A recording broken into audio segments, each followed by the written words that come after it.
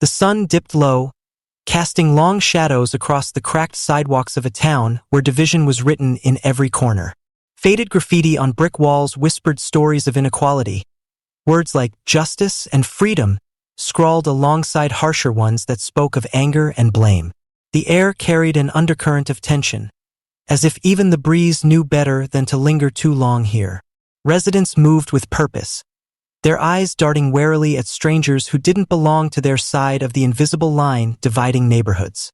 Marcus adjusted the strap of his backpack, sweat cooling on his forehead after basketball practice.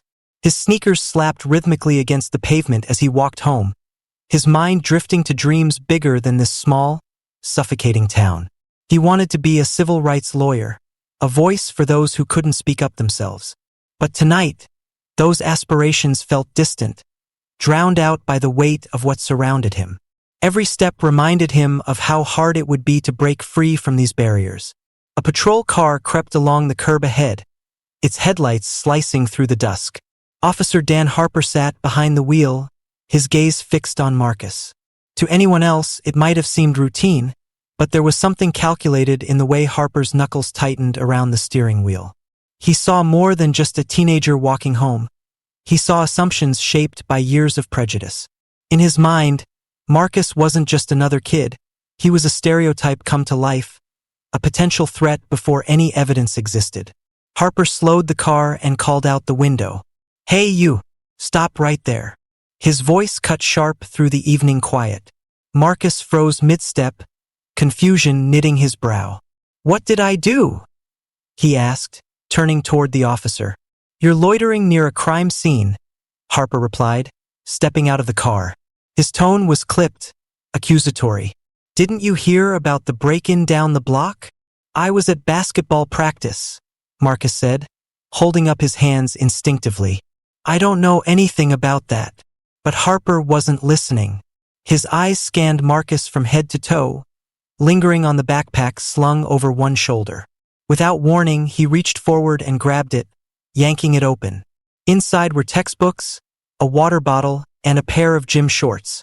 Nothing incriminating until Harper slipped something inside. A shiny phone, clearly expensive, tucked between the pages of a notebook. "This is yours?" Harper asked, holding up the device triumphantly. His lips curled into a smirk, satisfaction gleaming in his eyes. Marcus started, disbelief clawing at his chest. "That's not mine," he shouted, panic rising in his voice. "You put that there." "Oh, I did, huh?" Harper sneered, his tone mocking. "Funny how criminals always deny everything. Get in the car." The ride to the station passed in a blur of fear and anger. Marcus clenched his fists, trying to steady his breathing, but his heart pounded like a drumbeat in his ears. By the time they arrived, word had already spread. Back at home, his mother answered a knock at the door to find two officers standing solemnly on her porch. One held out a piece of paper, official-looking, stamped with seals she barely registered through her shock. "What is this?" she demanded, clutching the edge of the door frame for support. "Your son has been arrested," the officer said flatly. "Possession of stolen property." Her knees buckled, but she caught herself against the wall. Tears welled in her eyes, but when she looked up, her expression hardened. "He didn't do this," she said firmly, her voice trembling with emotion. "I'll do whatever it takes to prove it." School buzzed with whispers the next day. Mrs. Evelyn Carter stood at the front of her classroom, scanning rows of empty desks until her gaze landed on Marcus's usual spot. Her stomach sank. She approached a group of students clustered near the lockers later that afternoon, pressing for answers. "Where's Marcus?"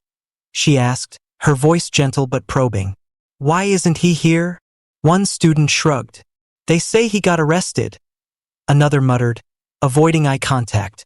"Something about stealing." Mrs. Carter shook her head, disbelief etched across her face. "That boy wouldn't hurt a fly," she said firmly. "There's more to this story, and we're going to find out." Rumors traveled faster than truth. By lunchtime, everyone seemed to have an opinion about Marcus. Some classmates whispered apologies when they thought no one was listening. Others laughed, repeating cruel jokes they'd heard from older siblings or parents. Alone in the hallway, Marcus leaned against a locker, feeling the isolation creep in like a cold shadow. Each glance, each hushed conversation, chipped away at his confidence. At home, he sat cross-legged on his bed, staring at the blank page of a journal. Doubt gnawed at him. What if fighting back made no difference? What if the system was too broken to fix? But then he remembered his mother's fierce determination, her promise to stand by him no matter what. He thought of Mrs. Carter's belief in him, her refusal to let lies go unchallenged. Slowly, words began to spill onto the page. Anger, frustration, hope, all tangled together in ink. "I won't let them win," Marcus wrote finally, his pen pressing hard into the paper. "If they think I'll stay silent, they're wrong. This isn't just about me anymore. It's about everyone who's ever been treated like they don't matter." When he closed the journal, a spark ignited deep within him. For the first time since the arrest, Marcus felt a flicker of control. They could try to silence him, but he wouldn't let them erase who he was or what he believed in. The news of Marcus's arrest spread quickly through the town, carried by whispers and gossip that twisted the truth until it barely resembled reality. At the grocery store, his mother noticed people averting their eyes or muttering under their breath as she passed. Neighbors who once greeted her warmly now crossed the street to avoid speaking to her. The weight of shame pressed down on their family, heavier than any physical burden could ever be. At home, bills piled up alongside letters from lawyers demanding payment for services they couldn't afford. Marcus's mother sighed heavily as she stared at the stack of envelopes on the kitchen table. She picked up her phone and dialed a number she'd memorized long ago, the diner where she worked part-time. "I need more hours," she said firmly when her manager answered. "Whatever you can give me." Her voice wavered only slightly, but her resolve was unshakable. When Marcus returned to school after bail was posted, he felt like an outsider in a place that had once been familiar. The hallways buzzed with hushed conversations that stopped abruptly whenever he approached. Classmates shot him sideways glances, some filled with pity, others with suspicion. A group of boys snickered as he walked past, one of them loudly asking if Marcus planned to steal their phones next. Even friends began pulling away.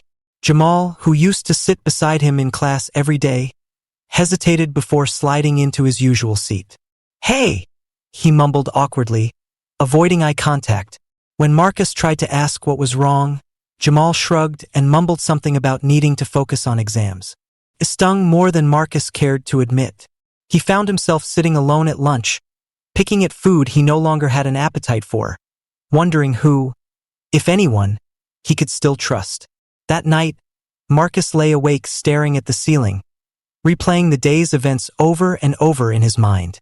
Doubt crept in like a shadow, whispering cruel lies about his worth. Was this fight even worth it? What chance did he have against a system designed to crush people like him? His chest tightened with frustration, anger bubbling just beneath the surface. But then he remembered his mother's tired smile earlier that evening, the way she squeezed his shoulder and promised they'd get through this together. That small act of love anchored him, keeping the darkness at bay, for now. In another part of town, Officer Harper sat alone in his dimly lit living room, nursing a glass of whiskey. Memories flooded back unbidden. Memories of growing up poor in a neighborhood not unlike the one he patrolled now.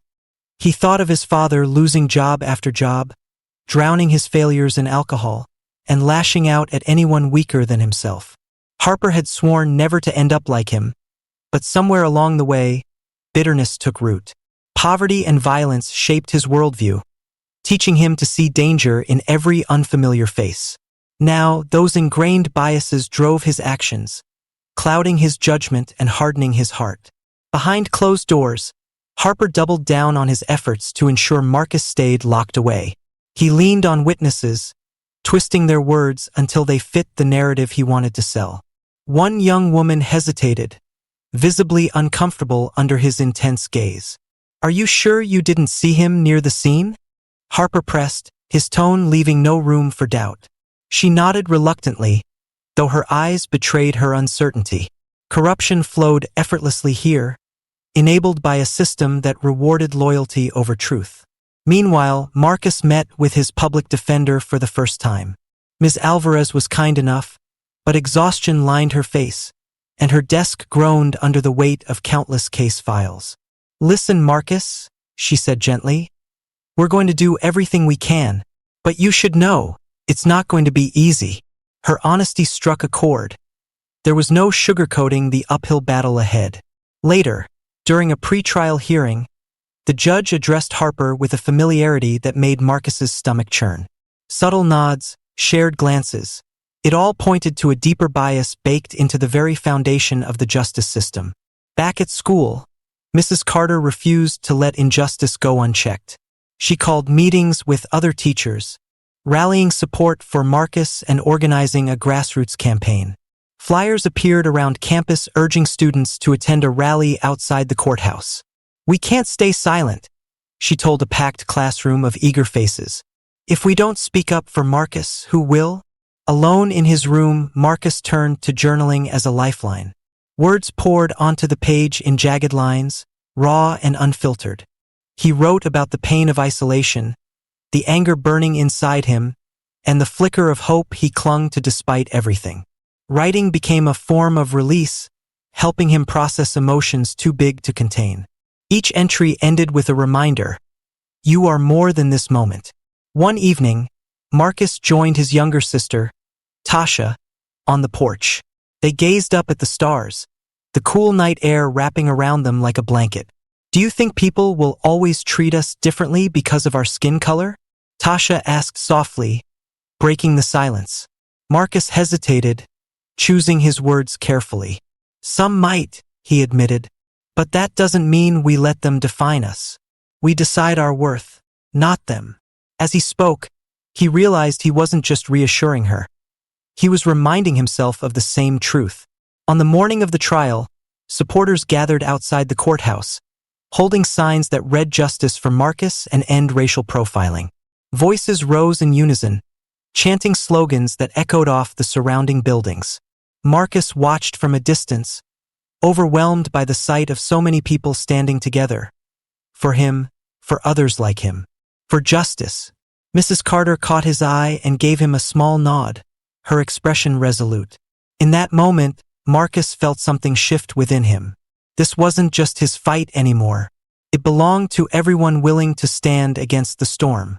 As the crowd dispersed and Marcus prepared to enter the courtroom, he squared his shoulders, determination settling over him like armor.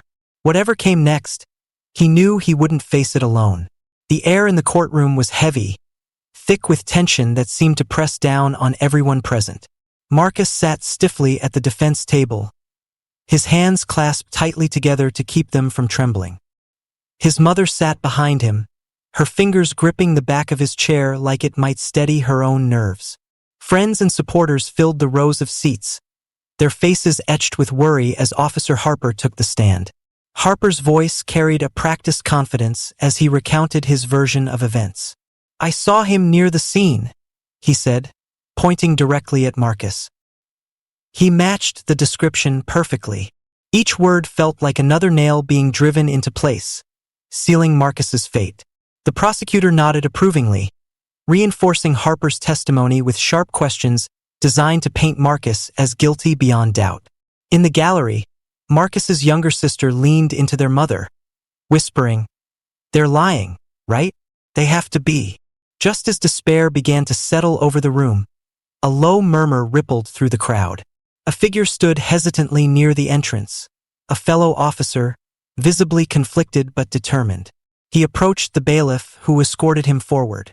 When he spoke, his voice shook slightly but carried undeniable conviction.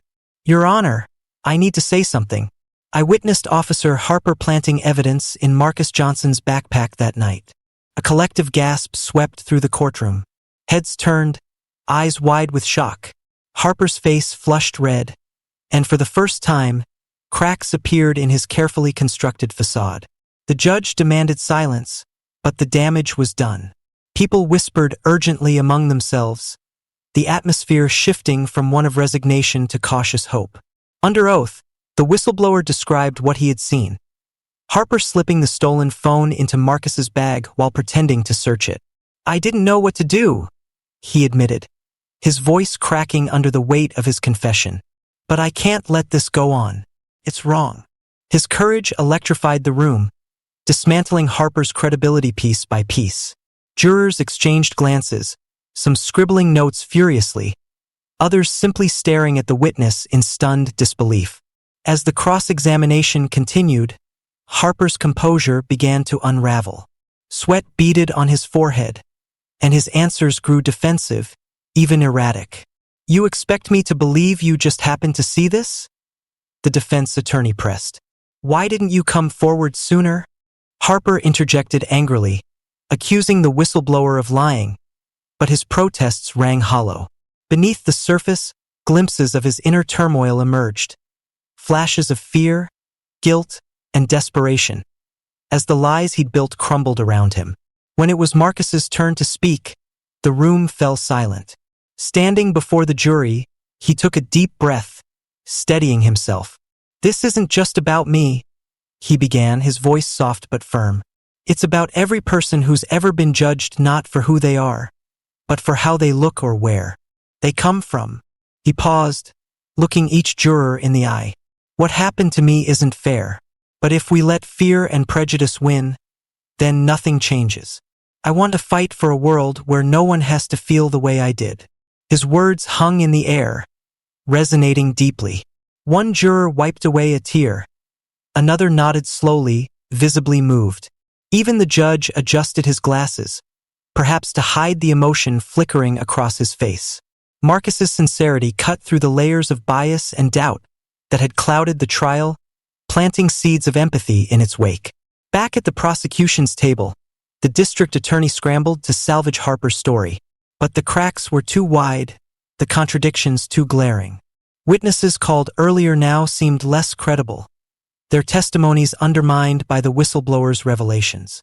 Subtle shifts occurred among the jurors, eyebrows raised, heads tilted thoughtfully, as doubts spread like wildfire, consuming Harper's narrative. In the deliberation room, the debate was heated. Some jurors clung stubbornly to the idea that Marcus must have been involved somehow, citing the initial arrest report. Others argued passionately for acquittal, pointing to the overwhelming inconsistencies in Harper's account. "We can't ignore the truth just because it makes us uncomfortable," one juror insisted, slamming her hand on the table. Another countered, "But if we let him off, aren't we saying cops can't be trusted?" The room buzzed with conflicting perspectives, each side grappling with the weight of systemic bias versus the undeniable facts laid bare during the trial. Finally, after hours of deliberation, the jury returned. The foreman stood, his expression unreadable. "On the charge of possession of stolen property, we find the defendant not guilty." A wave of relief crashed over Marcus, who slumped slightly in his seat, overwhelmed. Cheers erupted from the gallery, echoing off the walls. For many, the verdict was bittersweet, a reminder that true justice remained elusive, but it was also a symbolic victory, proof that oppression could be challenged. Outside the courtroom, reporters swarmed, microphones thrust forward like weapons. Marcus's family surrounded him, his mother pulling him into a tight embrace. Tears streamed down her face as she whispered, "We did it, baby. We fought and we won." Nearby, his sister clung to his arm, grinning despite her own tears. Marcus hugged them both, drawing strength from their love and resilience. Reporters shouted questions, cameras flashing wildly. One journalist asked, "How does it feel to walk away free?" Marcus hesitated, then answered honestly, "It feels like a start. This shouldn't have happened to anyone, and I hope my story helps people see why we need change." Behind him, supporters held signs demanding accountability and reform, their voices rising above the chaos. Reporters captured the moment, framing Marcus not just as a victim, but as a catalyst for broader conversations about racial profiling and police accountability. As the crowd dispersed, Marcus glanced back at the courthouse steps, where a small group of activists gathered signatures for petitions calling for legislative reforms. Among them, Mrs. Carter smiled warmly, holding up a flyer that read "Justice starts with us." Marcus felt a spark ignite within him. Not just pride in surviving, but determination to ensure that others wouldn't have to endure what he had. This wasn't the end. It was the beginning of something bigger. Marcus walked through the school doors for the first time since his acquittal, feeling a strange mix of relief and unease. The hallways buzzed with whispers as students turned to look at him.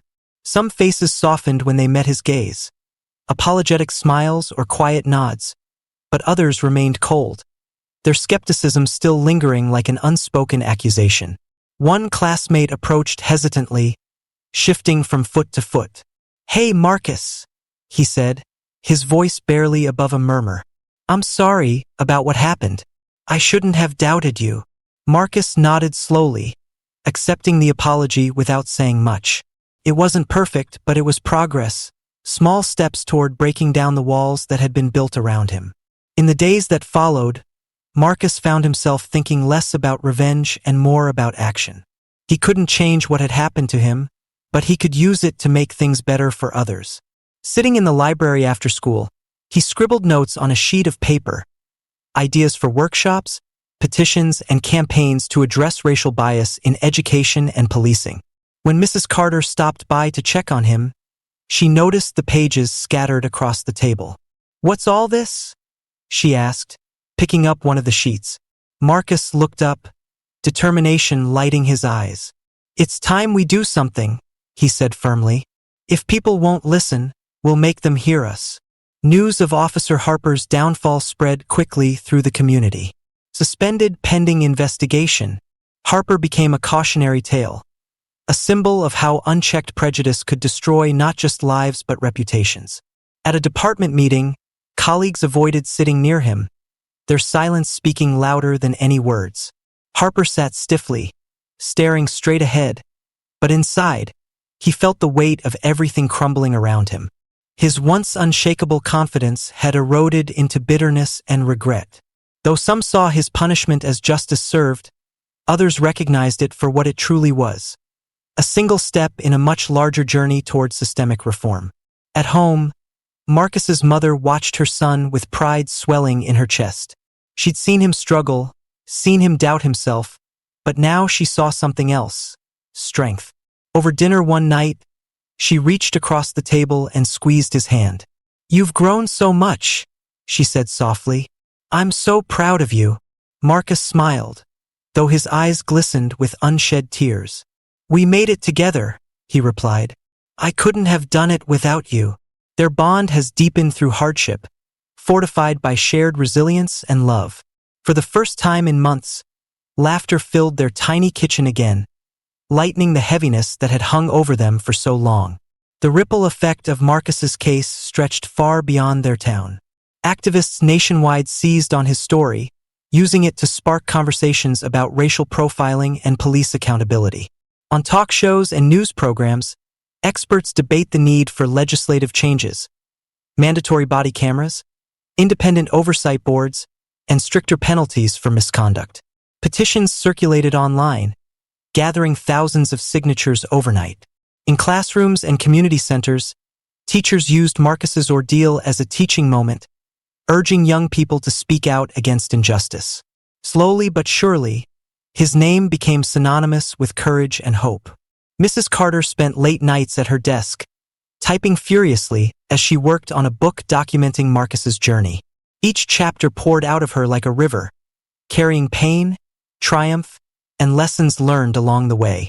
When the manuscript was finally complete, she handed it to Marcus with trembling hands. "This is your story," she told him. "But it's also theirs, the ones who will come after you. Let it inspire them to keep fighting." The book hit shelves months later, its pages filled with raw emotion and undeniable truth. Readers wrote letters thanking Marcus for giving them the courage to stand up against prejudice, cementing his legacy as a catalyst for change. On graduation day, Marcus stood backstage, adjusting his cap nervously. The auditorium hummed with anticipation as families and friends waited for the ceremony to begin. When his name was called, he stepped onto the stage, heart pounding in his chest. Taking the microphone, he took a deep breath before speaking. When I started high school, I dreamed of becoming a civil rights lawyer. He began, his voice steady despite the nerves. But life taught me that dreams aren't enough. We have to fight for them. To everyone who doubted me, thank you for showing me the work I needed to do. And to those who stood by me, thank you for reminding me why it matters. As he finished, applause erupted, echoing off the walls like thunder. As Marcus walked off stage, the crowd surged to their feet, cheering wildly. Somewhere nearby, a mural caught his eye. A vibrant painting of him standing tall, surrounded by figures holding signs that read justice and equality. Painted by local artists inspired by his story, it served as a testament to his resilience and the power of collective action. Students gathered around it, taking photos and leaving messages of gratitude. Marcus paused, letting the moment sink in. This wasn't just about him anymore, it was about everyone willing to take a stand. The mural wasn't an ending.